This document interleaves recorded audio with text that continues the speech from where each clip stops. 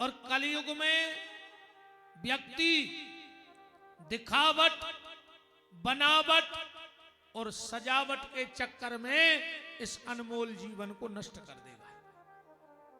आज का आदमी इसीलिए तो जी रहा है सजावट में, बनावट में और दिखावट में, इसीलिए उसकी गिरावट निश्चित हो गई।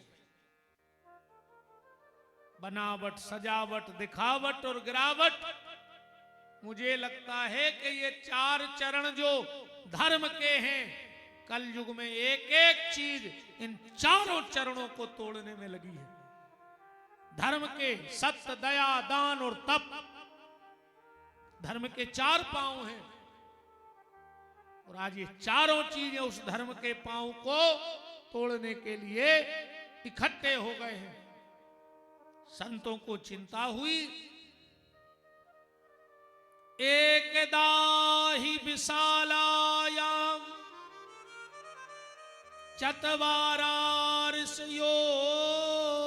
मलः सतसंज्ञार्थ समायाता। इस कलयुग में व्यक्ति की बुद्धि पाप की तरफ ज्यादा जाएगी और परमात्मा से हटती जाएगी।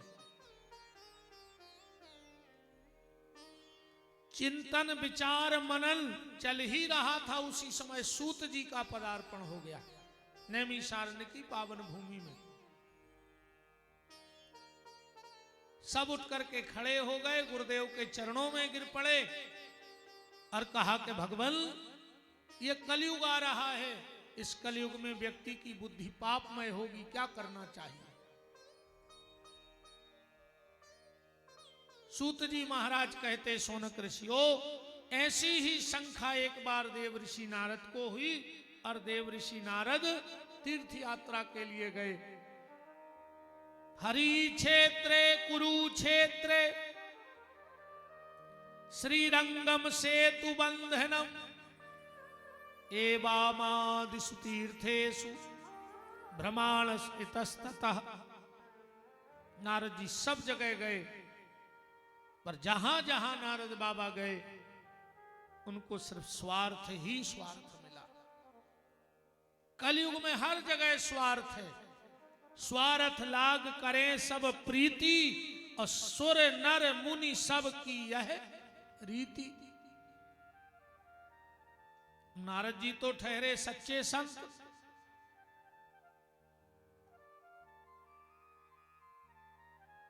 सबसे मिले। देखो आज एक बात और कह दें, बुरा ना लगे, दो चीजें गरीबों की पहुंच से बाहर हो चुकी हैं।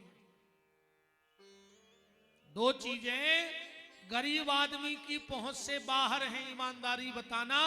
एक, सोना ले सकता है गरीब आदमी आज के समय में? नहीं ले सकता। और दूसरे, संत। बताओ जी, मिल सकत गरीब आदमी को?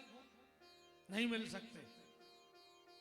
कलयुग में सोना और संत गरीब की पकड़ से दूर हो चुके हैं। दूर से दर्शन करत रहो, जय जय करत रहो, चिल्लात रहो, पर तुम चाहो कि पैसा नहीं है, नजदीक चले जाओ, तो अब तो यह संभव नहीं लगता है, क्योंकि कलयुग का प्रभाव है।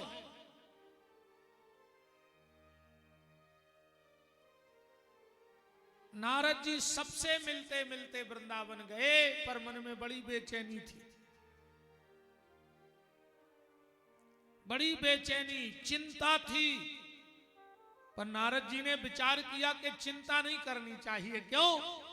बोले, चिंता करोगे तो बीमारी, निश्चित बीमारी होगी। अगर चिंता होगी तो चिंता के बाद व्यक्ति टूटता है, शरीर टूटेगा तो कोई ना कोई बीमारी जरूर घेर लेगी।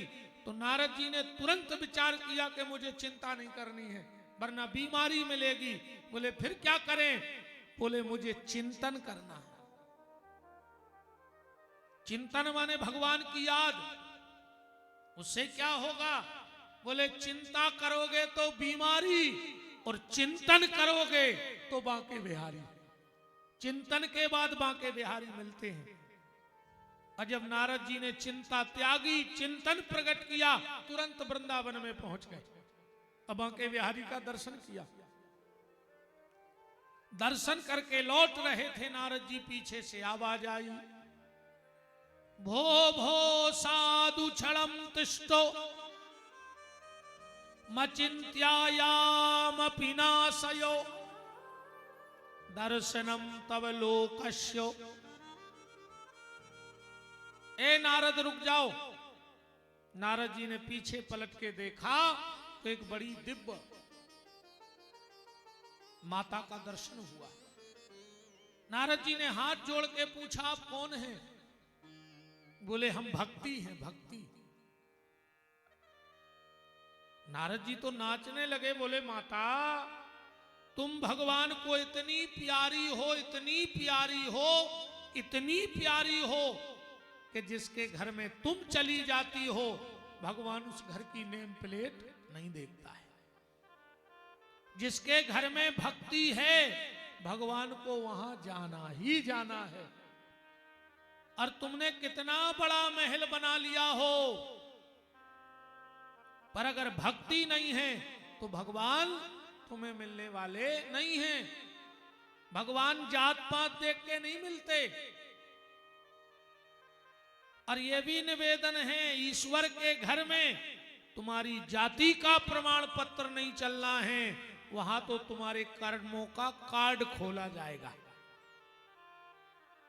कि तुमने किस जाति में जाकर के कर्म कौन सा किया। वहां आधार कार्ड नहीं लगेगा, वहां तो कर्म कार्ड का फैसला होगा, कर्म कार्ड का। इसलिए आज की कथा में बस अंतिम बात ये ध्यान से सुन लेना, अगर तुम्हारे किसी कर्म के कारण कोई व्यक्ति अपनी जिंदगी ना जी पाया, तुम्हारे किसी भी कर्म के कारण अगर तुमने किसी व्यक्ति का जीना दुश्वार कर दिया, गारंटी है भगवान तुम्हारा मरना दुश्वार कर देंगे। अगर तुमने किसी को सुख से जीने नहीं दिया तो भगवान तुम्हें सुख से मरण भी न दे, ध्यान रखो। अब यहां वो शब्द हम बोलना नहीं चाहते हैं क्योंकि यहां हमारी मजबूरी है। जब पहली मंच कहाई के जहां हम आदि बातें गुटक हैं, ना तर तो फिर हम बा कहते हैं भाई कि तुमरों के कानों में से खून आ जाता। पर छोटे सरकार के यहां कथा मेरे लिए कथा नहीं है। कथा तो हम हर जगह गाते हैं, पूरे साल कथा गाते हैं, पर यहां तो हम इसलिए आते हैं कि साल भर की कथाओं में अगर कुछ गलती हो गई तो सरकार के चरणों में प्रणाम करके उस गलती का प्रायश्चित करने के लिए हम यहां आते हैं। कि अगर कुछ त्रुटियां हो ही जाती हैं, बच्चे हैं, पर कहते हैं कि दुनिया में किया हुआ पाप कर्म भगवान के और गुरु के सामने जाके खत्म हो जाता है। सन्मुख हो ये जीव मोहि जबहि, जन्म कोटि अघनासई तबहि। हम कोशिश करेंगे कि यहां ऐसे शब्द न निकलें, पर वे दो चार तो निकल ही जे हैं। जे को जोन स्वभाव जाए ने जी से, और नीम ने मीठी हो खाओ गुड़ घी से। कितना गुड़ घी मिला ले नीम में, पर वो अपनो कड़वाहट तो नहीं छोड़ सकत। तो हमसे भी ने छूट है, पर जहर ने उगल है, या गारंटी है। थोड़ी तपन तो रहेगी। नारद जी ने भक्ति का दर्शन किया, साथ में ज्ञान वैराग्य का दर्शन किया। नारद जी ने विचार किया कि भक्ति तो ठीक है पर ज्ञान वैराग्य अचेत है। अब यहां से एक बात और समझो, बस अंतिम और आज की कथा का विराम। पूजा रावण भी किया करता था, अब पूजा हम लोग भी कर रहे हैं। रावण जितनी पूजा दुनिया में भगवान शंकर की कोई नहीं कर सकता।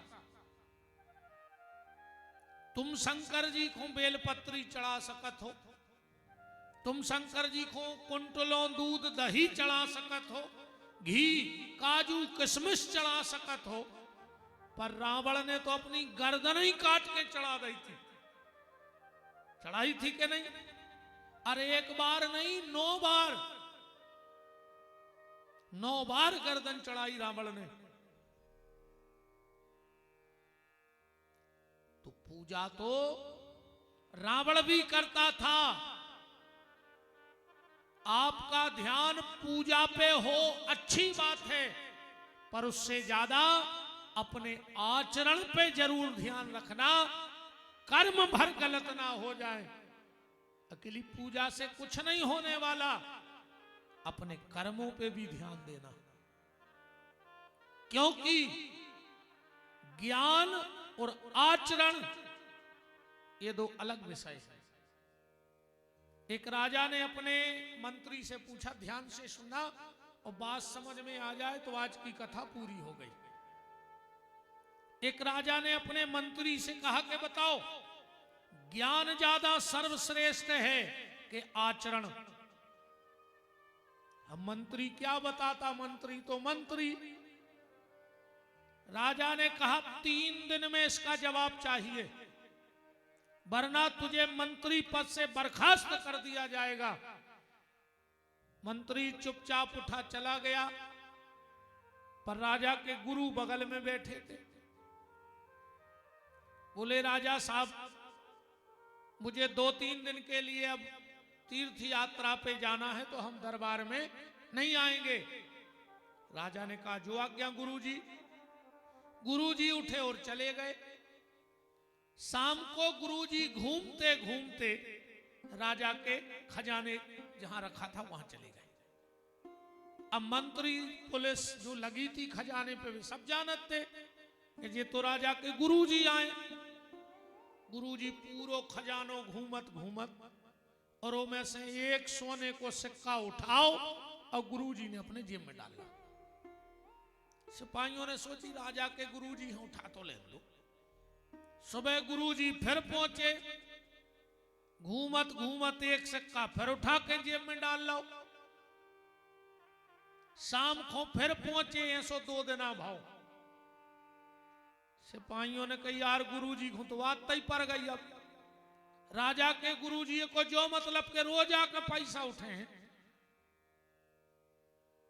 राजा के तक पहुंचा जो विशेष सिपाही था, बोले महाराज 4 दिन हो गए हैं, पहले दिन तो हमने आपके सकोच में कुछ नहीं कहा, आपके गुरुजी रोज जाते हैं और 2-4 सिक्का जेब में भर के आ जाते। राजा ने कही, गुरुजी तो तीर्थ हो गए। अरे बोले, कहूं नहीं गए, कहीं भटक रहे, रोज पैसा ले जा रहे खजाने में से। तीसरे दिन मंत्री को आना था। जवाब लेके के ज्ञान बड़ा है कि आचरण बड़े हैं। मंत्री और राजा की बहस चल रही थी और उसी समय दरबार में गुरुजी पहुंच गए। ना तो राजा ने उठ के प्रणाम किया, कैसे राजा को तो खबर आ गई कि हमसे तीर्थ यात्रा की के गए और खजाने में से पैसा चुरा रहे। उन्ना राजा ने सिर झुकाया। गुरुजी खड़े। गुरुजी बोले, राजा आज तेरी आंखों में मुझे मेरे लिए सम्मान नहीं दिख रहा है, और न आज तूने मुझे प्रणाम किया। राजा बोले, बस गुरुजी बहुत हो गई, आप हमसे झूठी बोल के गए कि हम तीर्थ यात्रा जा रहे, और आप रोज मेरे खजाने से पैसा चुरा रहे। राजा बोले, गुरुजी बोले, राजन इसके आगे कुछ मत बोलना, मैं तुम्हारे प्रश्न का उत्तर ढूंढने गया था। बोले कौन सा? बोले जो तुमने इस मंत्री से पूछा था कि ज्ञान बड़ा के आचरण। तो राजा, मैं वही गुरु हूं जिसके तू पांव धोता था, तिलक लगाता था, आरती उतारता था। मेरे भीतर ज्ञान भी आज वही है जो पहले था, वो कम नहीं हुआ। पर मैंने 2-4 दिन तेरे खजाने से सिक्के क्या छुपा लिए, तेरी आंखों में मेरा सम्मान नहीं रहा और वो आदर नहीं रहा। तो सुन ले राजा, जीवन में ज्ञान बड़ा नहीं है, व्यक्ति के आचरण बहुत बड़े हैं। अगर आचरण अच्छे हैं तो ज्ञान उसका तिलक है, और अगर आचरण गलत है तो वही ज्ञान तुम्हारे माथे पे कलंक का टीका भी बन सकता है। इसलिए पूजा रावण भी करता था, पर उसके कर्म ठीक नहीं थे। इसलिए आप पूजा तो करिए, पर विशेष रूप से अपने कर्मों पे ध्यान जरूर दीजिए कि तुम्हारे द्वारा कोई गलत काम ना हो जाए। यही ज्ञान, वैराग्य और भक्ति की तलाश है।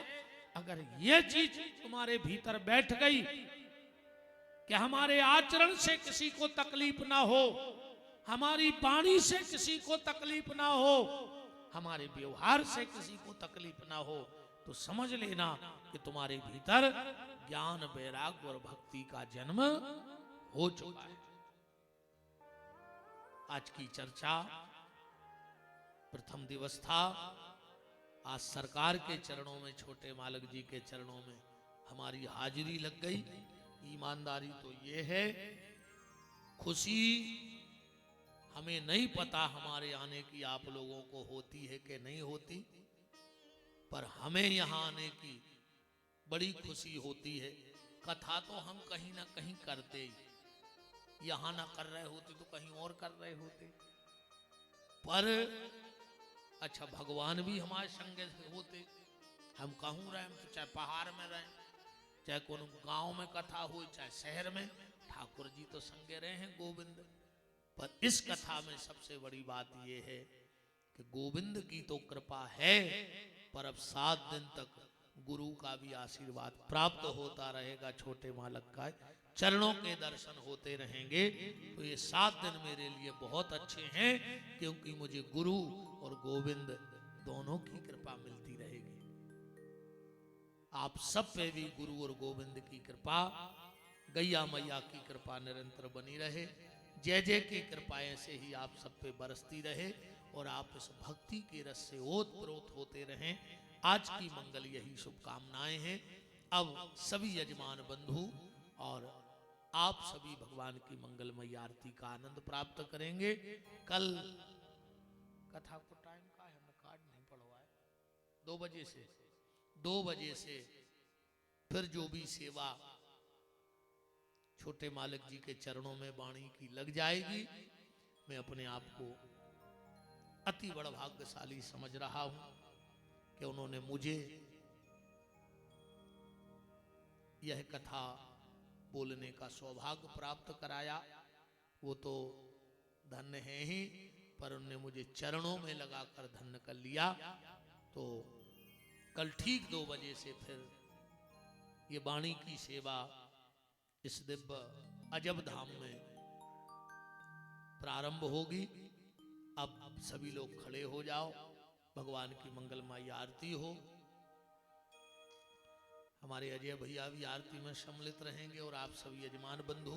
तो जब तक आरती जले, लगभग आपको पता हो गया होगा, कितना तो आपको बोलना पड़ेगा कि जिनका रखवाला है राम, उनका कौन बिगाड़े काम। जिनका रखवाला है राम, उनका कौन बिगाड़े काम। कृपा करे जब श्याम सलोना, माटी भी बन जाए सोना। कृपा करे जब श्याम सलोना, माटी भी बन जाए सोना।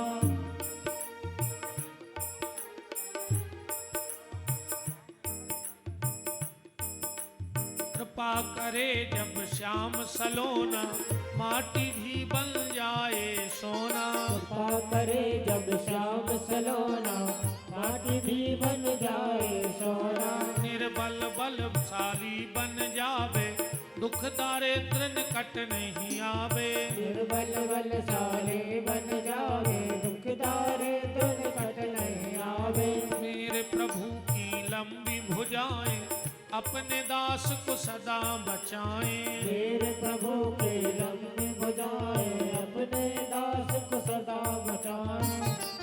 सबको मिल जाए आराम, जिनका रखवाला है राम। जिनका रखवाला है राम, उनका कौन बिगाड़ेगा।